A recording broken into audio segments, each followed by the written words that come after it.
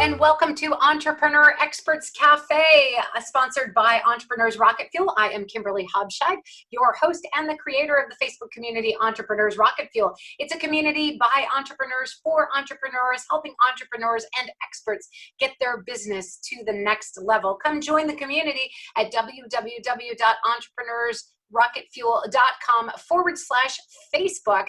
Join the conversation. Today, I'm interviewing Neil Gordon. Neil Gordon is an expert on helping experts get their message out and make an impact in the world. Neil, welcome to the Entrepreneur Experts Cafe. Thank you for having me, Kimberly. Yeah, super excited. So we're just going to ask you some questions about who you are and how you show up in the world, and share a little bit with our entrepreneurial audience, a little bit about your expertise, since you're an expert on the show today. So first off, tell us a little bit about yourself. Well, my background is as a communication expert and helping speakers and authors and other kinds of thought leaders to basically become the face of a movement. And when I tell people that I'm a former editor from Penguin, the book publishing company, and worked on how-to books and all of that, they assume that I was some kind of English savant prodigy type person who went to a fancy college and with an English literature degree. And that's completely untrue. I grew up hating reading, and I started with a really high reading comprehension score in first grade, 99th percentile, and then by 10th grade, first time I took the SATs, I got a 330 verbal score, and that put me in the 5th percentile. So I went from the 99th percentile in reading to the 5th, and I never read anything for high school or college or anything like that, and I still squeaked out a 3.5 GPA somehow, and then graduated from college and discovered reading after that. And certain books blew my mind so much that I had to figure out the written word and why it impacted me the way it did, and I gained what we can call marketable skills, and that got me my editing job. And I worked at Penguin for only a few years before I went out on my own, and thought my job was just to edit books, and it turned out it was going to become much bigger, about figuring out some kind of message that attracts people with such hunger that they want to follow you and buy from you and learn from you and all the other things. Well, so now you're helping speakers or helping entrepreneurs, or what is your focus at this point? It winds up being kind of an all of the above type situation. I like to distill all of those people down to what we could call a thought leader, in that they have some different way of solving a problem that we all care about solving. And because they're going against the grain, they're often struggling with getting some buy-in, getting people to understand that there's a different and better way to solve the problem. And so they might be a speaker, they might be an author, they might be an entrepreneur, they might be a nonprofit leader, or even a scholar in some cases, like an academician. And all of these people have something in common. They want to persuade others of the viability of their idea. They want others to be like, yes, I get it now, and I want to go deeper. This happens to be very helpful for selling things, of course, but it could be helpful in getting donations for nonprofit endeavor. It could be just a matter of attracting followings to create a movement. Awesome. Why do you think somebody would want to do this in the first place? Why would they? When you get people and they start coming to you, what are they feeling? Why do they want to do it? One of the main groups that I help are speakers, and a large percentage of my following came from me because of that. And to answer that question, Kimberly, we can think about a speaker who's up there on stage and they're giving their talk and everyone's on their phones the whole time checking out. And at the end, they just hear crickets and they just politely clap, and then no one comes up to them afterwards to ask them more. No one gets their freebie at the end. Nobody buys their book at the back of the room. It's just the worst feeling, because they feel like they're a fraud, they're an imposter, and yet they know all of this amazing stuff and they know that they can help people. So it's taking all of that expertise that's sometimes very dense in their heads and making it so completely irresistible and digestible, accessible basically, that people come up in droves at the end of their talk and like, yes, here's my business card. Can we go deeper, please?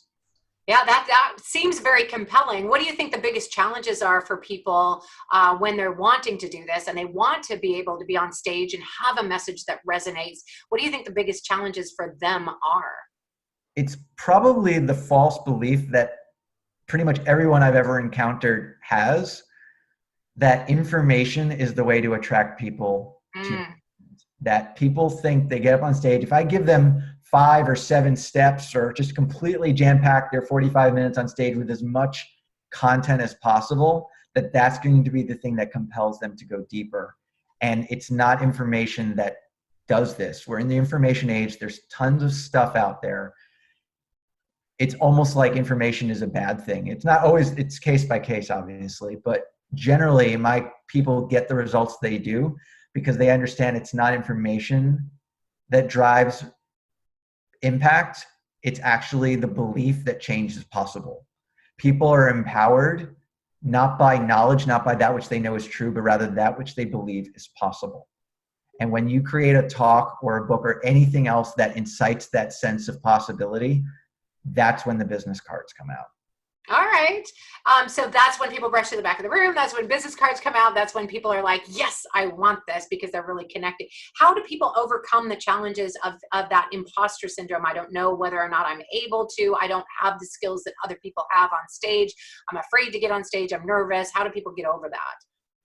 There are a lot of specific techniques. If we again look at it in terms of speaking, you can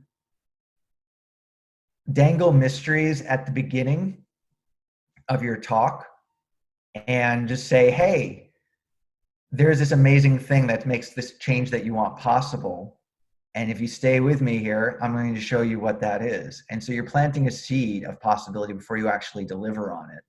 And then you do what I call a silver bullet, which is this one sentence that is so packed with power and just leads to chills and that aha moment, and it leads to thousands of people highlighting it in Kindle editions of ebooks and stuff like that.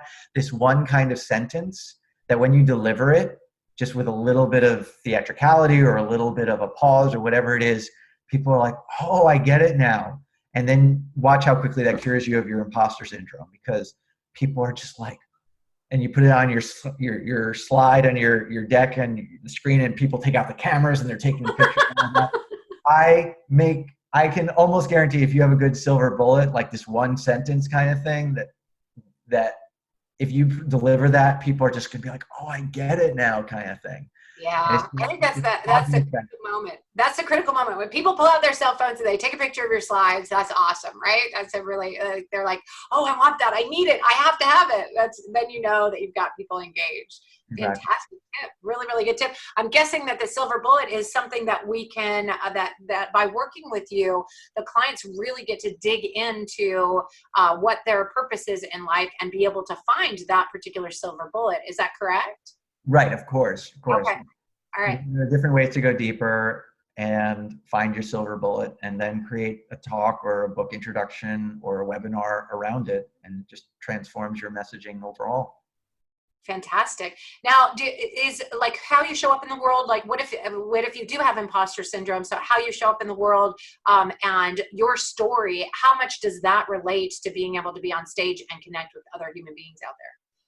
It's a really good question, Kimberly. And I feel that there's some speaking experts who make a critical error that state that your story is the most powerful and sometimes implicitly the only way to really attract people to your work. And I've known people who are insecure about that. They say, it's not really my story that matters. It's the research I've done, or it's this, or it's that. And it's like, it's not so much that your story is the most compelling thing. You can take a research study and create a compelling narrative around that and build this beginning, middle, and end around that narration that doesn't have much to do with you at all, but is still very compelling. You can use a client's story. You can use the story around a research study or an academic study, or you could use your own story. And stories aren't even the only way to do it too. It's more a matter of reaching people where in the problem they believe they have, and taking them on some sort of journey, using your story or not, that empowers them enough to make changes in their life. I'm not dissing the use of our personal story. I like to use my story sometimes too. It's just one tool in the tool belt. And I want people to know that if they don't feel aligned with telling their story as a key part of their message, that there are other solutions as well. Well, Neil, I think you're right on it. Definitely on target. I love the message and what you're bringing to our audience. I definitely appreciate that insight. I think that was a little teaser of more that you've got. Clearly, you are the expert. If people want to find out more about you and how you show up in the world, how can they find out more about you? You can just visit me at my site, neilcanhelp.com, Neil, canhelp.com. And there's a speaker quiz. There's some other free trainings and stuff like that. You can sign up and go for it. Awesome. Well, I always love a quiz online. I'm big on online quizzes, so I think you should definitely check that out. That's Neil, Neil, canhelp.com, Neil, neilcanhelp.com. And you can get the downloadable or the quiz, and then also find out more about Neil and how he shows up in the world. All right, folks, this is Kimberly Hobscheid with Entrepreneurs Experts Cafe. Neil, before we let you go, any final words for our crew?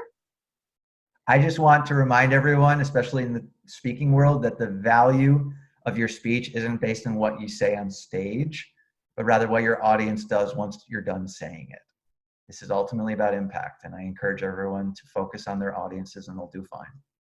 That is a fantastic message to leave us with. All right, folks, we'll see you next time on Entrepreneurs Experts Cafe. Cheers.